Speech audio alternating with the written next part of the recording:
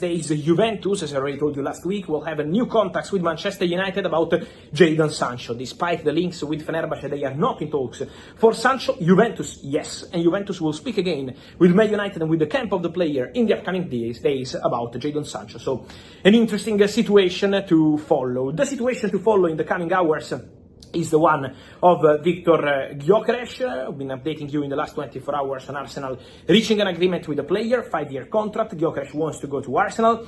Then what happened? There was a new contact last night between Arsenal and Sporting to try accelerate and close the deal on transfer fee package and so club to club with Sporting, but Sporting and their president Varandas are still not accepting the final details of the proposal made by Arsenal. It doesn't mean that it's over, but obviously I don't want to give you a feeling of a negative update, but it's part of the negotiation. So yesterday there was a new club-to-club contact, and the Sporting are insisting on 70 million euros fixed fee. While Arsenal were starting at 65 plus add-ons, Sporting want 70 fix. So that's the position of the club, and the situation is getting tense with the player, because Victor Gyokeres only wants to go to Arsenal.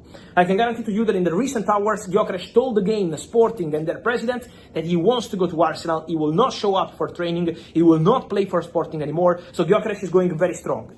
Gyokeres is doing also something else to go to Arsenal and to fulfill his dream of going to the Emirates next season. And this move is to give up 2 million euros from the one that was his salary package to facilitate the negotiation between Arsenal and Sporting. So basically putting that money from his own pocket to the Arsenal bid to Sporting. So he's doing his best really to go to Arsenal. He has an agreement with the club. He's giving up a small part, but still a part of his salary. And also telling Sporting that he wants to go to Arsenal, he wants to be sold to Arsenal. Sporting are maintaining their point. They insist on 70 million euros fixed plus add-ons, while Arsenal were at 65. So the negotiations will now continue. I remain on the position with Arsenal negotiating with Sporting, and with the here we go that can come at any moment. You can understand that there is a small gap between parties, but still with Sporting maintaining their point, especially the president. So we'll be following the situation with Gyokeres pushing like crazy to go to Arsenal. And so the intention of the player is very clear and is only called Arsenal. Then guys, to add something on another story regarding Arsenal, I'm receiving many questions in the recent days on the situation between Al Nassr, Cristiano Ronaldo club in Saudi, and Gabriel Martinelli. Guys, I can tell you that there is nothing ongoing between Al Nassr and Martinelli. I know there are many stories, many reports, but I'm told that Al Nassr are not negotiating for Martinelli. Al Nassr are not in concrete talks for Martinelli. So at the moment, I'm not aware of any concrete negotiation for the Brazilian winger to leave Arsenal and go to Al Nassr. So the situation is quiet on this one, and nothing really concrete is happening for Gabriel Martinelli to Al Nassr. Then we will see what they will decide to do for the winger, because they want a winger, but for Gabriel Martinelli, at the moment, the situation is completely quiet with Al Nassr.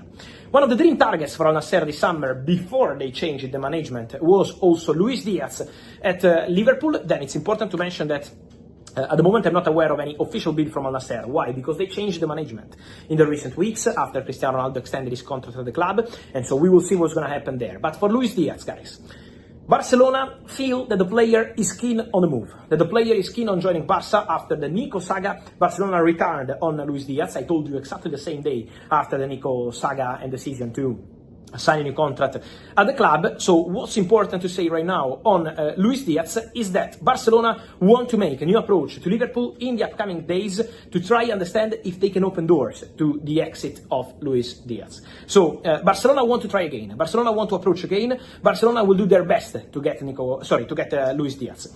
If it's not going to be possible to get Luis Diaz, Barcelona are aware also of Marcus Rashford being still an option in the list, being very keen on the move, dreaming of Barcelona move. So for sure, Barca are aware of the intentions of Marcus Rashford, very keen on the move. But Barca still want to try again for Luis Diaz. So I expect Barcelona to make new contact with the players' camp, understood to be keen on the move, and also to make new contact with Liverpool to try and understand if they can open doors to this move. There is still interest from Bayern, but Bayern and Barcelona, both clubs, a few weeks ago received a no from Liverpool for Luis Diaz. So let's see what Liverpool will decide. This story depends on Liverpool, and we will be following the developments of this one, because Liverpool are the ones deciding what's going to happen with Luis Diaz after saying no to Barca in June and to Bayern in July. Then guys, more things important to mention. One is about Nico Gonzalez, the midfielder who joined Manchester City on deadline day in January. It was February. for 65 million euros from Porto, and told there is a chance for Nico to leave Manchester City already this summer. Was not probably the impact they both expected, Nico and Manchester City, and so in case of good proposal, there is a chance for Nico Gonzalez to leave Manchester City already in this summer transfer window. It's still not something guaranteed, so it's still not something 100% decided, also because it will depend on the proposals, but Nico Gonzalez situation could be one to watch in the coming weeks, in case of good proposals, in case of good opportunities, also because it doesn't look to be so important in the rotations at Manchester City. We know there are few situations to clarify at Man City, including also Jack Grealish and more, and so we will be following also the one of Nico Gonzalez, with at the moment still the feeling that the player is not that crucial for the project. They invested important money in January, but then the situation looks like open again in this summer transfer window for Nico Gonzalez. And then on the other side of Manchester, guys, we said about Jadon Sancho and Juventus interest, but still his salary the point to resolve.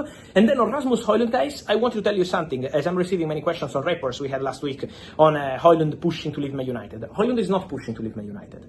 Højlund would love to stay at Man United, would love to continue at Man United, would love to do his best for Man United again in a new season. So Højlund would really hope and love to stay at Manchester United. The only possibility for Højlund to go is if Manchester United decide to let him go, to sell him, to make profit with him, and all these kind of things. If Man United decide for him to go, Højlund has to go.